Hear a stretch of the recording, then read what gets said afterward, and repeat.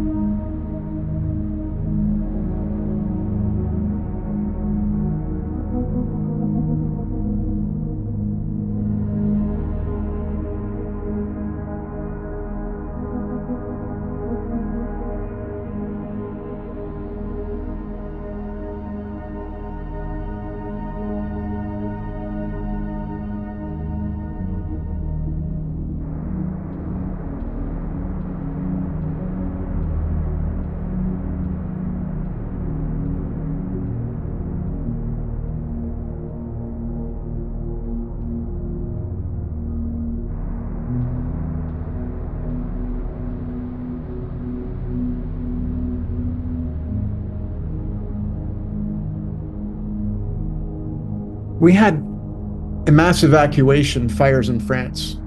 So you remember we kept getting synchronistic signs of rosemary painted weeks before. A very interesting event occurred on this significant alignment.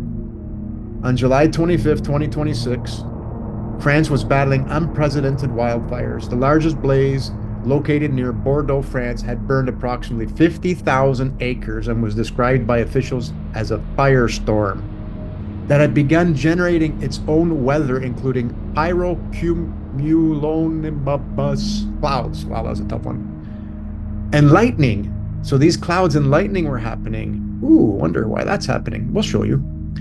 During the night, Saturday 25th into Sunday the 26th, authorities ordered the evacuation of 5 additional communities near Bordeaux. French authorities reported approximately 220,000 people have been evacuated preventatively, describing it as one of France's largest peacetime population evacuations. So we did a deep dive, and the evacuation order, because I wanted to see that, because the fire was over 2 days, but I wanted to see at the exact time the order was given. And the order to evacuate was on July 25th, about 2:52 a.m. Can you imagine that? In the a.m., who's sitting there listening to the radio at that time? So who's going to go around knocking everybody's door? So there's going to be a decision you have to make when somebody tells you it's time to leave.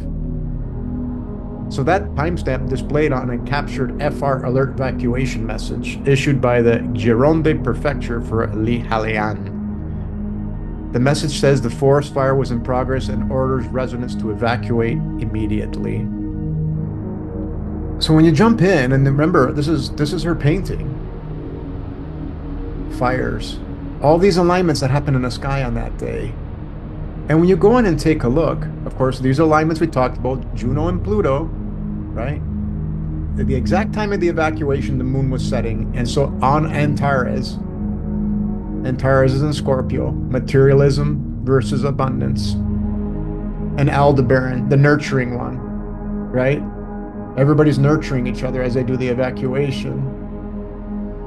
Neptune, okay, here comes the lightning of those cumulus clouds. Neptune was exactly on the location. Here's Icarus, everybody fleeing. That's in the sky, Icarus, in the zodiac, because this is the location on the natal Earth, the exact location geographically, but it was represented, the location of that in the sky, Icarus, the wings, the one that's going to fly. Okay, when you lose things, when you lose abundance, Icarus would be at play. So this is what's happening in the sky. It's absolutely beautiful. And remember that the south node was aligned Regulus, the brave heart.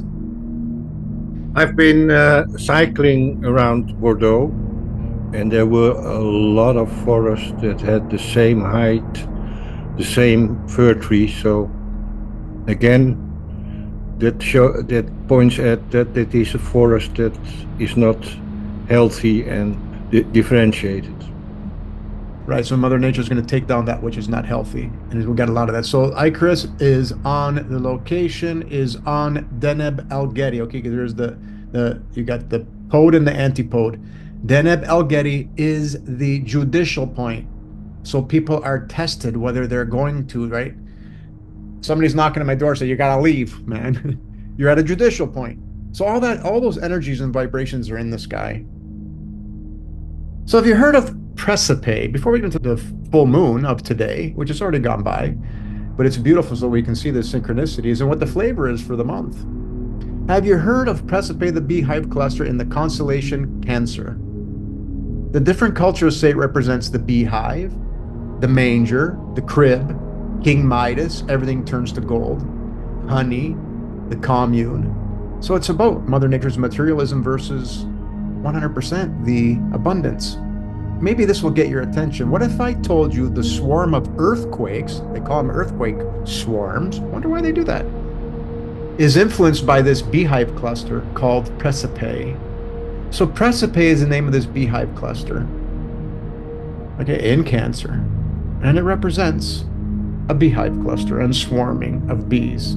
So on July 24th at approximately 3 a.m. local time, leading up to our 25th, 26th synchronicities, an anomalous swarm of microcosmic events became concentrated within Las Canadas, look at that, Canada, Las Canadas del Tiede, southwest of Picohueo on Tenerife Island, a volcanic island in the Atlantic Ocean, the largest of the Canary Islands, population almost 1 million people, the capital of Santa Cruz.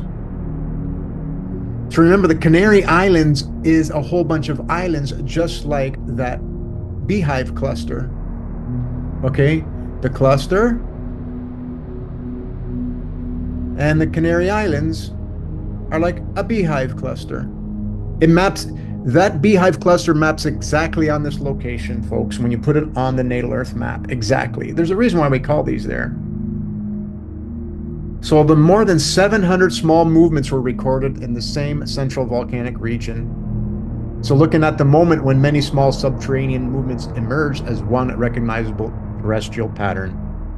That Tenerife swarm is anchored directly on the natal Earth Precipice, the beehive cluster. Okay, so this goes radially, right? Because it's polar plotting. So this line, this location aligns exactly with Precipice, the beehive cluster. All right, so it's going to get a swarm of earthquakes. This gives a symbolic mirror. Many small movements gathering as one cluster field beneath the volcanic body. The south node falls upon Regulus and along the Procyon corridor before the dog. So it's important we understand that before the dog. If we get to predict this properly, we'll know when the big events happen. So it's suggesting an older returning pathway being reactivated through a royal and warning-bearing line. Because zodiac Precipice is naturally aligned with its location, the nearly exact opposition of Pluto and Juno becomes especially important.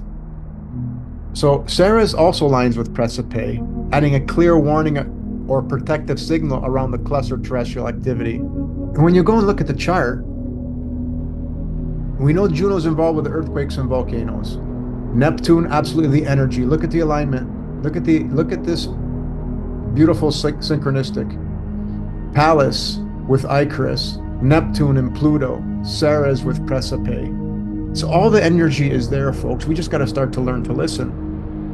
The energies become less when we lift the veil and we become with awareness and we become one with Mother Nature. Mother Nature's just shaking us up to make sure we look to the stars so we understand. So I did a whole bunch more to prove that Precipice is there, but I'll use this one because this one's many people have heard about, the Ridgecrest earthquake. On July 5th, 2019, the Ridgecrest earthquake sequence reached its principal release with a magnitude 7.1 event near Searles Valley, California, following the magnitude of a 6.4 shock of the previous day. The sequence produced a dense field of clustered earthquakes across adjoining fault structures, making it a strong comparison event for examining how a concentrated terrestrial pattern develops into a larger release. So in the sky, Juno aligns with Precipice. Here you go, Juno, Precipice. Look at that. Isn't that amazing?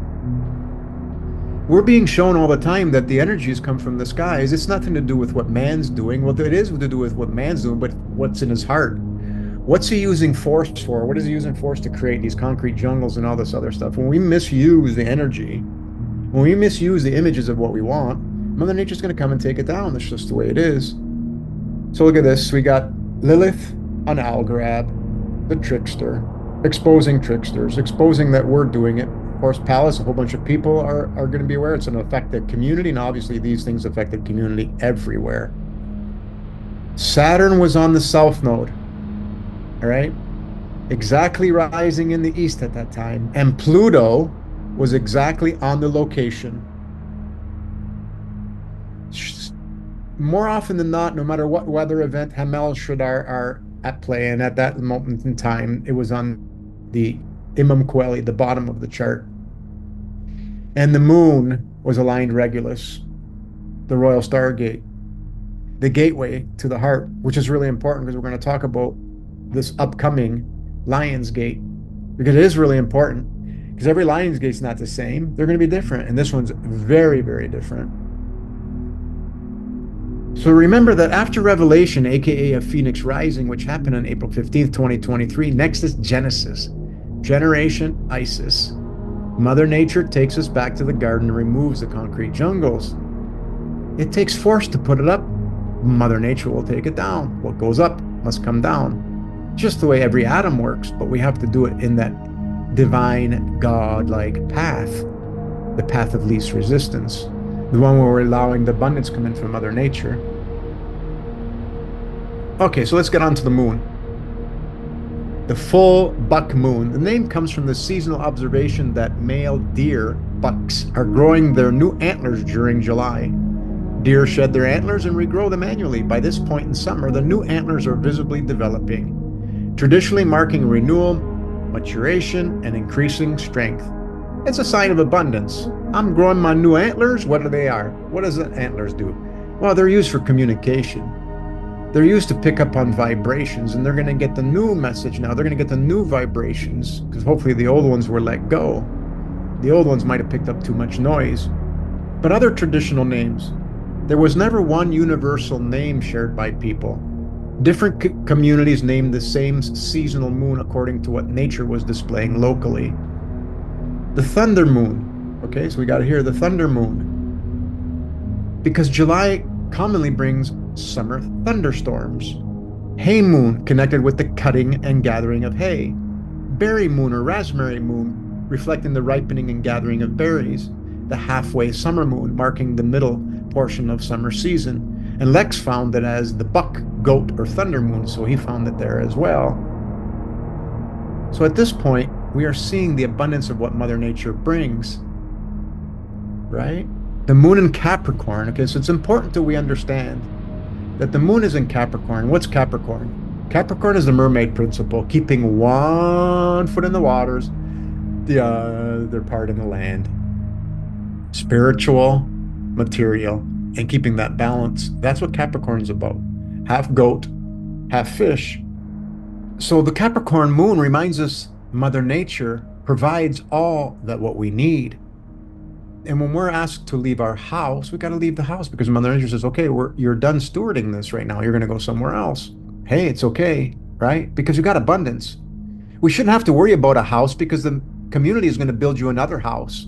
You won't need money because community does that. And once we get rid of the 50% of the workforce that doesn't need to be doing what it's doing, then the abundance from Mother Nature and community and a loving heart goes like crazy. And again, the sun is in Cancer. It's important we look to the sky. It's really important we look to the sky before just taking what people are saying is happening. Because this is about Cancer, your aura, your stomach, the breast, the milk and honey, because the beehive is where the beehive cluster is in Cancer. When we're using too much force, which always brings severe weather, remember W is water and ether, the water from the mother. China is producing so much, rightfully so. If you go look at the map aligns with China. And what's there when you line the map at China? It's Scorpio. And what's Scorpio? Materialism versus abundance. China is using so much force to provide things to people all around the world that do you really need it? Do you really need it? That's what we got to keep asking ourselves, because that's what the test is upon us. And that's what this moon is about. So that's what we got to start thinking about, not just say, oh, it's all about the buck moon and I can just go back about my day. It's beautiful to understand what Mother Nature is doing because it's guiding us. It's absolutely guiding us all the time. So thanks, Rev Cat, for sharing this beautiful sister. That's Aurora Ray, because she talked about this full moon and what it means. And she's saying that this alignment between Jupiter and the sun, which we'll talk about in a minute, is an exact alignment. They call it Cassimi within 12 arc minutes, which it is. So Aurora Ray calls this alignment a blessing of visibility, courage, and belonging, an invitation to grow. Let your true self be seen and recognize the people and future that genuinely align with you. She says its deepest gift is faith that expansion is safe, the expansion of law of love, the love of law. That stepping fully into your place does not require losing who or what you love. So the alignments are happening in that sky in that day. So there's that beautiful alignment, exact. Okay, the exact alignment of the moon, exact alignment of the moon and Jupiter. Okay, within the 12 arc minutes. So who's at play? The law. So if the people are using law in a non-good way to remove people from abundance, loving abundance, then that's not good. Like things are out there, they're saying, no, you're not going to be able to use plants as medicinal. Yeah, right. Who's going to listen? I'm not going to listen. You don't have to listen to what somebody else says. Just like you don't have to listen to what people say about what's happening around you. Look for yourself. Get the answers. So this full moon had beautifully Ceres, Lilith, Mars, right on what? Orion's belt. And right opposite, the black moon, deep spiritual signs on Lissath, the stinger, the scorpion stinger, the materialism stinger. You get stung, of course. We got the moon was transiting the beautiful alignment between Juno and Pluto. Here's key though. Vesta the Vestal Virgins, that fire within, that fire that ignites you to get back to the virginity of who you are, the lifting of the veil, the Mary, the Virgin Mary, being that divine feminine energy within you. That's what this alignment is, and it's aligned with Pallas. Pallas is communities, and as we know, a lot of things are happening around the communities with exactly what we're talking about. Markab, your wings was setting. It's beautiful. And of course, the South Node was aligned Regulus. But here's the ticket with Saturn aligned Alpharets. Alpharets is what? Alpharets is the woman in chains, Andromeda, shares her third eye with the navel of Pegasus. This is the whole rebirth cycle, but you got to realize that you're in chains, but you can also be the one who removes you from those chains because it's you. It's your images. It's the way you see things. If you're seeing things materialistically versus abundantly in Mother Nature, you're going to get out of this because you hold the key to your own savior. You're Perseus, you're the horse, you're Andromeda, you're all of it. And that's the beautiful message that we have today on that full moon. So let's talk about the Lion's Gate coming up. It's going to be August the 22nd, August 23rd, depending where you live. If you go look to the sky, and you can use this app, Sky Guide, it's free. There's many out there that are free. I use our website because it's easier for me, but I want to do this so you can see it. So if you go look to the sky on August the 8th, there's the sun and there's Regulus. Regulus is the Lion's Gate. It's the heart gateway. It's the four royal stars. It's depicted in so many churches. And it's the four evangelists and so on and so forth. You hear me talk about it. So on the 8th, the sun is here and Regulus is there. Here's the 15th. It's getting closer. And then on August the 22nd is the complete alignment. And we're going to focus in on Eastern and then also on Honolulu, Hawaii. Because that's where the natal Earth alignment lands, is Honolulu,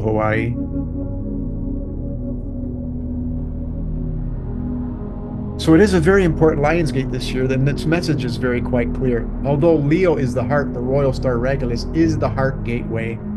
And the Lionsgate is when the sun stands the test at the brave heart using only love. But wait, this is a great big vacuum attached to it. The eclipsing node is exactly aligned. This eclipsing node, okay, which is aligned with Regulus, we know. And this whole thing that we've been doing, talking about this alignment with the South Node and Regulus, the sun aligns there. This is what eclipses. This is the black hole. This is the vacuum, and it's aligned exactly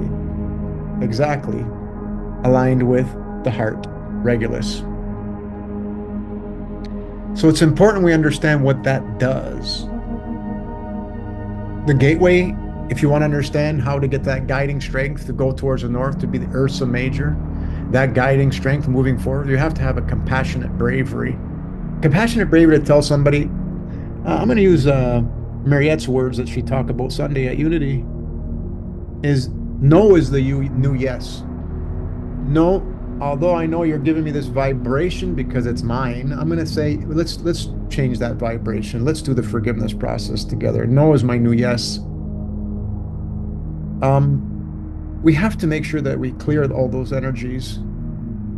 So this vacuum that's going to happen on that day, and we'll talk about it more later, people's hearts are really going to feel it, whether their heart collapses, skips a beat, or gets absolutely invigorated. All those things are possible depending on your chart and where your heart's at. But I know this group is doing all that work. But if you get a whole bunch of flutters in your heart, or if you get a pain in your chest, that just means, hey, there must be somebody I haven't asked for forgiveness yet. So that's a test we're upon. So you're going to see a lot of people being tested of their heart on this August 22nd, 23rd. And then I just thought I'd zoom into when we rotate that the house system is exactly aligned the land, it aligns beautifully with Honolulu, Hawaii. Honolulu, Hawaii is the one, as you see right here, is the one that witnesses this exact rising. Well, so Mary's rising and this exact alignment happens. Honolulu is the witness. So I'm not sure what that means for anybody in Honolulu, but I always like looking to see where the energies are and where they at peak. Because although Markab is very close to Honolulu, which is the wings, you got Icarus, which is your wings, your images, right there setting in the west on Spica. So it means that some people's wings may get clipped and other people's wings are going to get absolutely invigorated. So that's what this means for the Lionsgate that we got to start thinking about, because a lot of people's hearts are going to get vacuumed. When the heart stops, it means the vacuum was too strong. And the vacuum can only do that to the heart that it's not pure. There's something that has to cleanse. It's a sign that they're not doing the forgiveness process. It truly is. Oh, and by the way, Regulus sits at 558. 558 is a number of years. It's just coincidence. 558 is a number of years of a Phoenix rising. So if you feel something in your heart, just know it's a sign. It's not an issue. You don't need to go get a diagnosis. I mean, you'll always get when you go to a doctor or the medical industry, they're going to give you a sign. They're going to give you guidance. But it's up to you whether you want to take a label or you want to say, no, I'm good at healing myself. Whether you want to take a pill or not, the healing's up to you. But you got to clear the heart. So many people will feel this, but the overall message is clear. So we will look at this for the next few weeks as a reminder to make sure that if we're feeling any of these symptoms as we approach the Lionsgate on August 22nd, 23rd, just know it's just a cleanse. It's a beautiful cleanse. Give you gratitude. And that's all we have for today.